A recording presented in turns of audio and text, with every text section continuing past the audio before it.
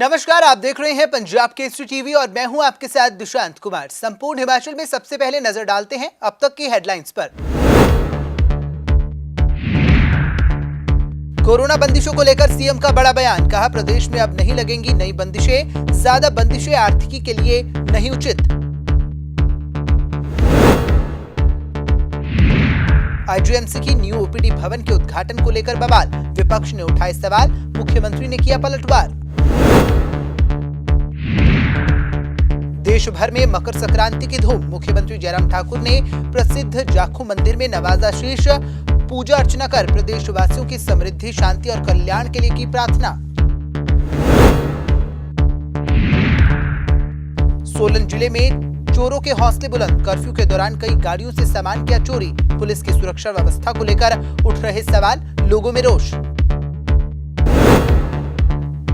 अब खबरें विस्तार से। मुख्यमंत्री जयराम ठाकुर ने आज बेंटिनी किले का शिमला में दौरा किया और इस दौरान ऐतिहासिक भवन के नवीनीकरण के प्रगति की समीक्षा की। इस दौरान भवन का एडीबी परियोजना के तहत 25 करोड़ रुपए की लागत से जीर्णोद्धार किया जा रहा है। वहीं मुख्यमंत्री जयराम ठाकुर ने प्रदेश में बढ़ते संक्रमण को लेकर लगाई जाने वाली बंदिशों को लेकर बड़ा ऐलान किया है। उन्होंने कहा कि ज्यादा बंदिशें प्रदेश की आर्थिकी के लिए उचित नहीं है। इस दौरान उन्होंने क्या कुछ कहा वो आप भी सुनिए। देखो, वो कोविड के नए वेरिएंट आने के बाद, ओमिक्रॉन के पश्चात पूरे दुनिया में कोविड केसेस में बहुत ज़्यादा बढ़ोतरी हुई है और देश में और प्रदेश में भी बहुत ज़्यादा बढ़ोतरी हो रही है इन दिनों में।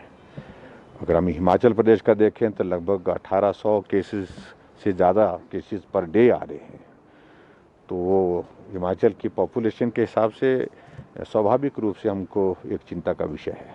प्रधानमंत्री जी ने सभी मुख्यमंत्री से इस बारे में फीडबैक लिया कि किस प्रकार से सारी चीज़ें आपके प्रदेश में तैयारी की दृष्टि से हैं और क्या क्या। उसके बाद जो सबसे बड़ी बात है कि जो सेक्रेटरी हेल्थ जो गवर्नमेंट ऑफ इंडिया, उनकी ओर से जो प्रेजेंटेशन दी गई उसमें ओमिक्रॉन के बारे में डिटेल में बताया गया कि संक्रमण ज़्यादा होगा, ये आप मान करके चलिए, लेकिन उसके बावजूद हॉस्पिटल में पेशेंट का नंबर बहुत ज़्यादा नहीं बढ़ेगा क्योंकि होम आइसोलेशन में ही अधिकांश लोग इसमें ठीक हो रहे हैं।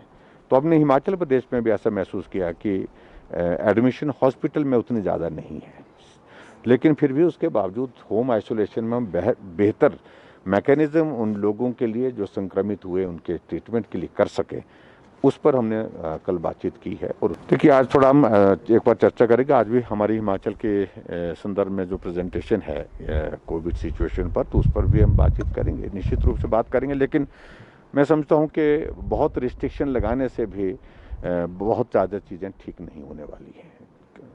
ठीक नहीं होने की वजह मेरा कहने का कि आर्थिक दृष्टि से कोविड के कारण लगातार तीसरा साल चल पड़ा, जो बहुत बड़ी क्षति हुई है इकोनॉमी को, और वो मुझे लगता है कि उस पर भी हमको विचार करना पड़ेगा कि आने वाले समय में इन रिस्ट्रिक्शंस के कारण हमारी डेवलपमेंट के साथ साथ में हमारी इकोनॉमी ज़्यादा प्रभावित ना हो, ये भी बहुत आवश्यक है।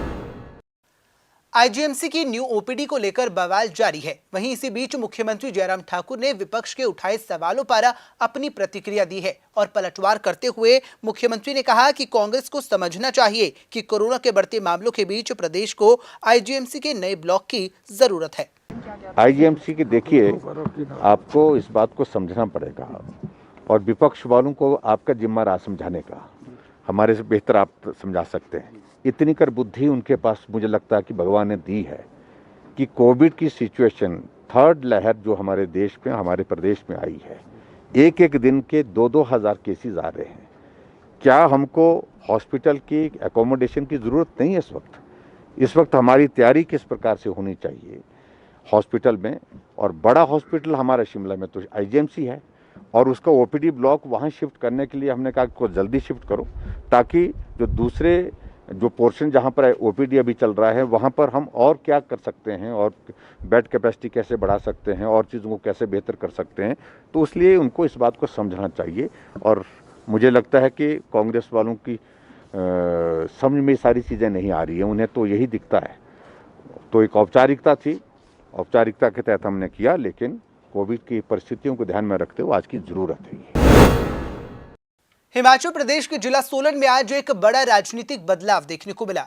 आपको बता दें कि भाजपा नेता सतलोड़ गांव के प्रधान हरविंद्र कुमार ने कमल के फूल को त्याग कर दर्जनों कार्यकर्ताओं के साथ कांग्रेस का दामन थाम लिया है, जिसके चलते चुनावी दौर में भाजपा कमजोर होती नजर आ रही है और कांग्रेस को भाजपा से रुष्ट नेताओं का सहारा मिल रहा है, जिसके चलते कांग्रेस के खेमे में भारी खुशी देखने को मिल रही है। सोलन विधानसभा क्षेत्र में अपने आप को मजबूत होता देख कर्नल धनीराम शांडिल ने सोलन में प्रेस वार्ता कर बताया कि भाजपा की जन विरोधी नीतियों से आम जनता के साथ साथ भाजपा कार्यकर्ता और नेता भी परेशान है, इसीलिए भाजपा का दामन छोड़कर कांग्रेस में शामिल हो रहे हैं। उन्होंने कहा कि वे जान चुके हैं कि भाजपा केवल बोलती है और कांग्रेस जो बोलती है वे करके दिखाती है।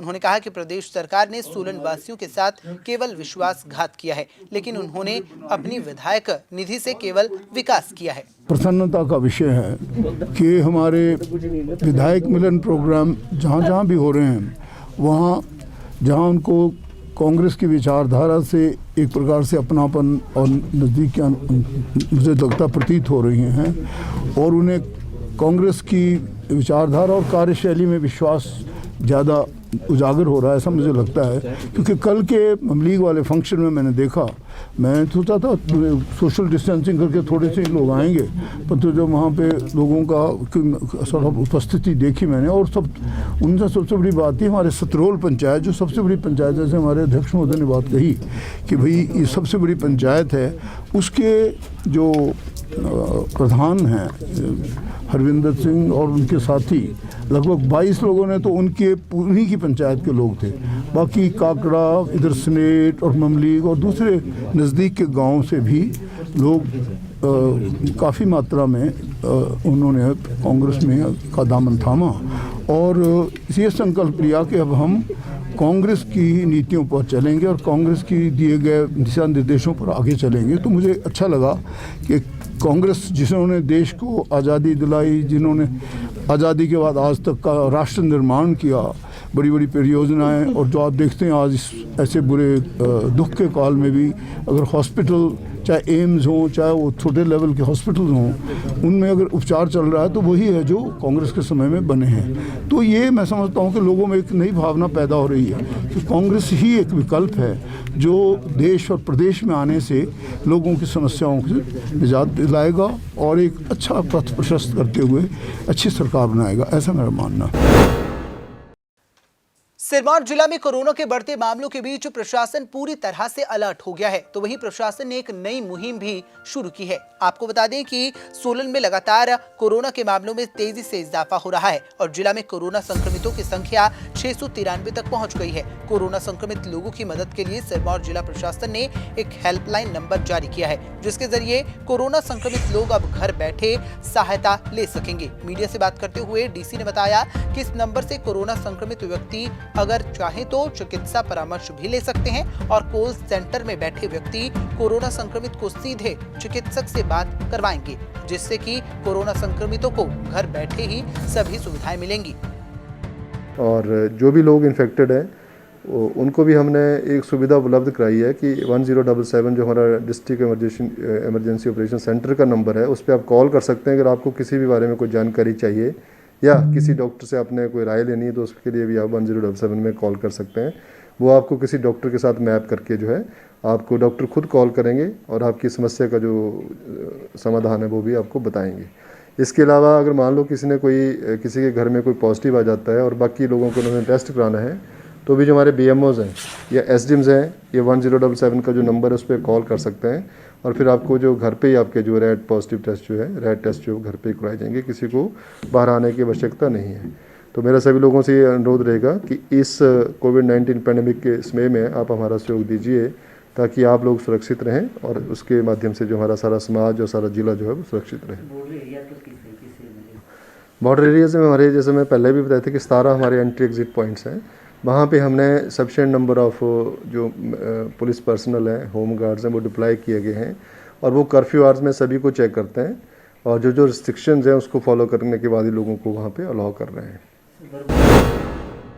जिला सोलन से एक अनोखा चोरी का मामला सामने आया है। यह अनोखा इसीलिए है क्योंकि इस दौरान सोलन जिला में रात को कर्फ्यू होने के बावजूद भी चोरों के हौसले बुलंद दिख रहे हैं। आपको बता दें कि कर्फ्यू के बाद भी जब किसी व्यक्ति को बाहर निकलने की अनुमति नहीं है, ऐसे में रात को चोर सुरक्षा व्यवस्था को अंगूठा दिखाते हुए बाहर निकलते हैं और एक नहीं बल्कि कई गाड़ियों से बैटरी चोरी करते हुए इसके अलावा वहां पर खड़े अन्य 2 पहिया वाहनों को भी निशाना बनाते हैं और वहां से 9-2-11 हो जाते हैं। इस चोरी की घटना का खुलासा तब हुआ जब वाहन चालक अपने वाहनों के पास पहुंचे तो उन्होंने पाया कि उनकी गाड़ियां खुली हुई हैं और उनकी कार से बैटरी व अन्य सामान गायब है।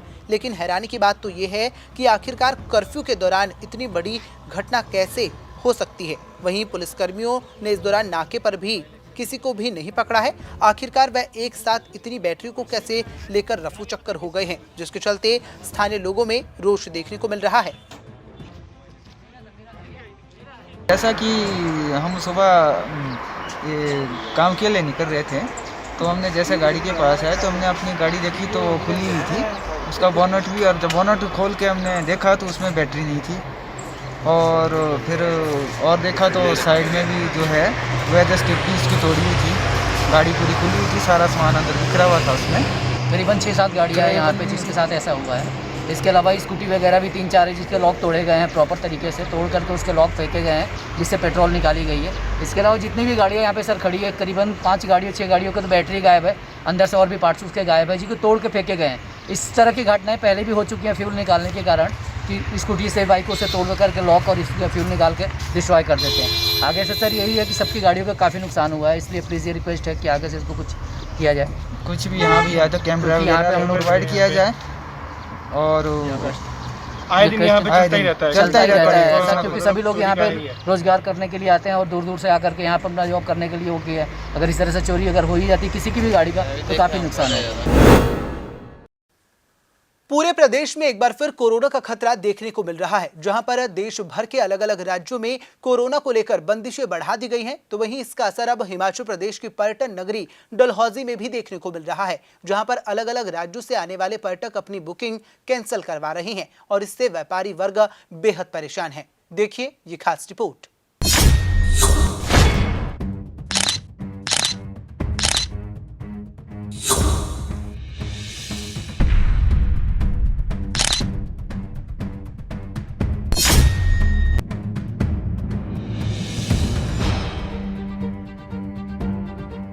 कुछ तो रहम कर ऐसे सितम करने वाले, अभी तो पुराने घाव ही नहीं भरे और तुमने नए जख्म दे डाले। कुछ यही हाल है इन दिनों हिमाचल में होटल कारोबारियों का, जिन्हें कुछ समय के लिए कोरोना से राहत तो मिली थी, लेकिन फिर से उसी परिस्थितियों में जिंदगी की ट्रेन पहुंच गई है।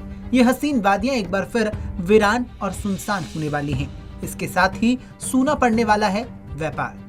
जी हां, कोरोना संक्रमण की तेज होती रफ्तार फिर से हिमाचल के होटल कारोबारियों के लिए मुश्किलें बढ़ा रही है। प्रदेश में बर्फबारी का सीजन चालू है, पर्यटकों की भीड़ खासा बढ़ रही थी, लेकिन कोरोना ने फिर से सब कुछ चौपट कर दिया है, या यूं कहें कि धीरे धीरे सब कुछ बंदिशों में बांध दिया गया है। चंबा में हालात कुछ ऐसे ही हैं। यहाँ होटल कारोबारियों की स्थिति पहले की तरह होने लगी है। पर्यटन नगरी डलहौजी में देश के अलग अलग राज्यों से आने वाले पर्यटकों की बुकिंग कैंसिल हो रही है। तमाम राज्यों ने अपने अपने राज्यों में बंदिशें लगाई हुई हैं, जिसके चलते पर्यटक यहाँ नहीं पहुँच पाएंगे। होटल्स में 60 से 70% बुकिंग रद्द हो रही है। जानकारी देते हुए होटल एसोसिएशन के patron in chief Manoj Chadha ने बताया कि अभी हालात बेहतर हुए थे और पर्यटक भी काफी संख्या में आ रहे थे, लेकिन जिस तरह से ओमिक्रॉन का खतरा बढ़ रहा है उसके चलते कई बुकिंग रद्द हो रही हैं। जो ये बर्फ़बारी का दौर रहा पीछे 4-5 दिन पहले, इससे एक बहुत बढ़िया टूरिस्ट का माहौल जो है पूरे हिमाचल में बना था और निश्चित तौर पर ये लग रहा था कि जो ये विंटर सीज़न है, ये स्नोफॉल का सीज़न, ये बहुत बढ़ चढ़ करके लगेगा। मगर क्योंकि ये ओमिक्रॉन के कारण केसेस बहुत बढ़ गए और कई प्रदेशों ने बहुत सारी पाबंदियां लगानी शुरू कर दी और स्वाभाविक तौर पर लोग भी डरते हैं घरों से बाहर निकलने के लिए, जो बात सही भी है। तो उसके चलते काफ़ी कैंसलेशन जो हैं टूरिज़्म इंडस्ट्री में देखने को मिल रही हैं। तकरीबन सभी होटल्स में हर रोज़ बुकिंग्स जो हैं वो कैंसिल हो रही हैं। जहाँ तक होटल और टूरिज़्म इंडस्ट्री का सवाल है ओमिक्रॉन को लेकर के, तो जो हिमाचल सरकार ने जो SOPs निर्धारित की हैं, जो इंस्ट्रक्शंस अभी लेटली इशू की हैं, हम लोग उन पर पूरी तरह से कार्य कर रहे हैं उसके साथ साथ जो सोशल डिस्टेंसिंग का है वो हमने मेंटेन किया हुआ है और नो मास्क नो सर्विस एक बहुत बढ़िया पहल जो हिमाचल सरकार की है उसको 100% हम लोग अमली जामा पहना रहे हैं और टूरिस्ट से हम लोग रिक्वेस्ट कर रहे हैं कि बगैर मास्क के वो होटल प्रेमिसेस में बाहर टैक्सी में कहीं पे भी वो बगैर मास्क के ना फिरें। होटल कारोबारियों पर एक बार फिर कोरोना का संकट गहराता जा रहा है। हालात फिर से पहले जैसे हो रहे हैं और धंधा फिर से मंदा हो रहा है। खैर, होटल कारोबारियों के साथ साथ कोरोना ने फिर से दूसरे व्यापारियों पर भी संकट ला दिया है। हर जगह परिस्थिति एक समान बनी हुई है। पंजाब केसरी टीवी के लिए चंबा से मंजूर पठान की रिपोर्ट। देश भर में आज मकर संक्रांति का पर्व मनाया जा रहा है। इसी के चलते शिमला में आज मुख्यमंत्री जयराम ठाकुर हिमाचल प्रदेश के शिमला स्थित प्रमुख जाखू मंदिर पहुंचे और इस दौरान मकर संक्रांति के पावन अवसर पर उन्होंने जाखू मंदिर में शीश नवाया और पूजा अर्चना करने के साथ ही मुख्यमंत्री ने यज्ञ में भी भाग लिया और प्रदेशवासियों की समृद्धि, शांति और कल्याण के लिए प्रार्थना की। इस अवसर पर शहरी विकास मंत्री सुरेश भारद्वाज, चौपाल के विधायक बलबीर वर्मा, उपायुक्त आदित्य नेगी, पुलिस अधीक्षक डॉक्टर मोनिका सहित अन्य वरिष्ठ अधिकारी मौजूद रहे।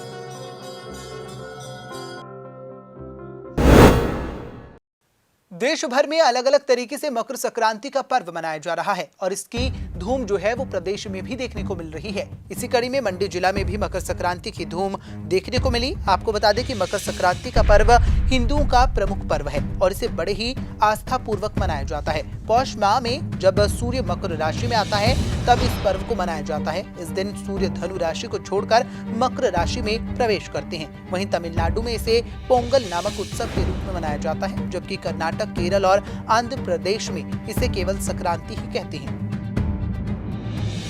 मकर संक्रांति जो है हिंदुओं का पर्व है। आज मकर संक्रांति है।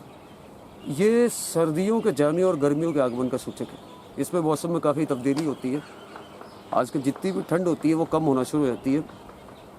ये असल में हमारे जो भीष्म पितामह हुए हिंदुओं के, भारतीय मूल के, उसमें इसी दिन इन्हें निर्वाण प्राप्ति हुई थी।